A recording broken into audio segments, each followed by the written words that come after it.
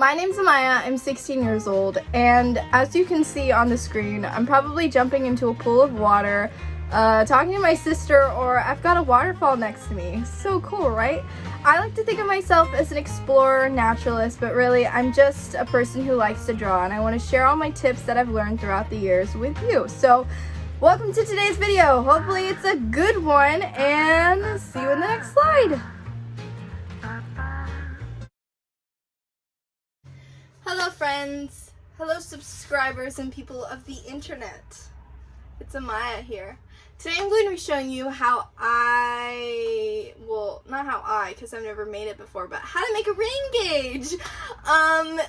A rain gauge is basically something that we use to measure rainwater with, and I'm really excited. So let's get on into it. And yes, I did have to look up how to say rain gauge because I did not know how to pronounce anything for the life of me, and so I pronounced rain gauge, and I'm like, no.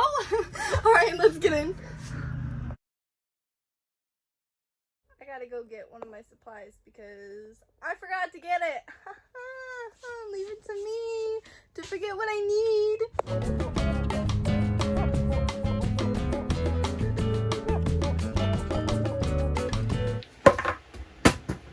I dropped a rock.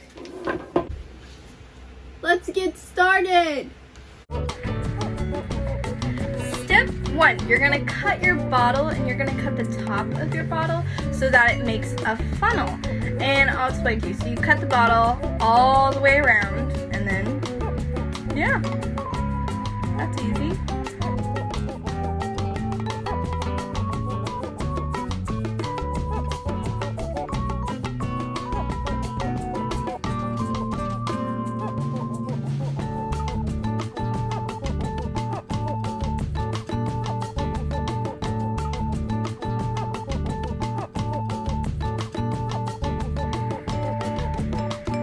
Alright, step number 2, you're going to take the rocks that you collected and you're going to put them at the bottom of your container. The reason why we're putting these rocks at the bottom is so that we make it even, basically. So it's a flat surface, the rain will go down there, because bottles typically have, I don't know what you call it, but like the indents at the bottom to like help them stand up. So that's why we add rocks, to make it even.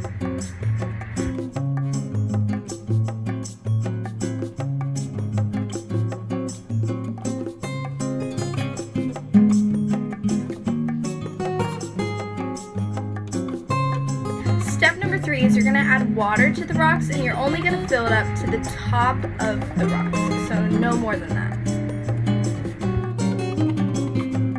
I thought I was going to spill a lot more. This mug is not the greatest, but oh well.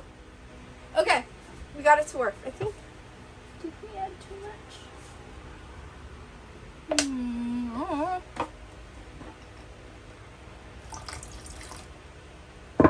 You may be thinking, why in the world would we add water if we're going to measure the rain? Well, let me tell you.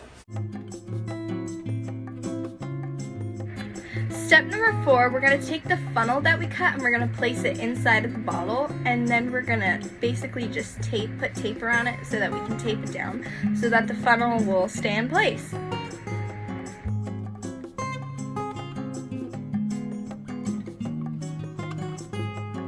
Now here's the final step and the most important one. So you've got your ruler, and we're going to be taping the ruler to the side of our container or our bottle. But the thing is the ruler has to be touching where the water point is. So it has to be aligned with the water that we poured in.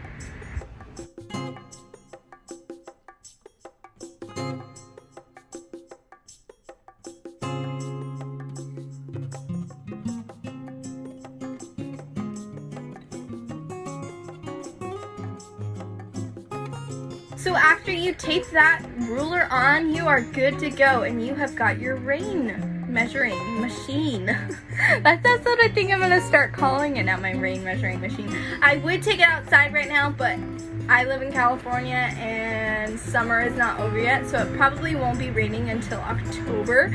So I probably won't used this in a while, but I hope that you do. Let me know in the comments down below if you use this, and check out that reel I did on Instagram of this. Link in the description. See you next time. Happy journaling. Bye. Adios.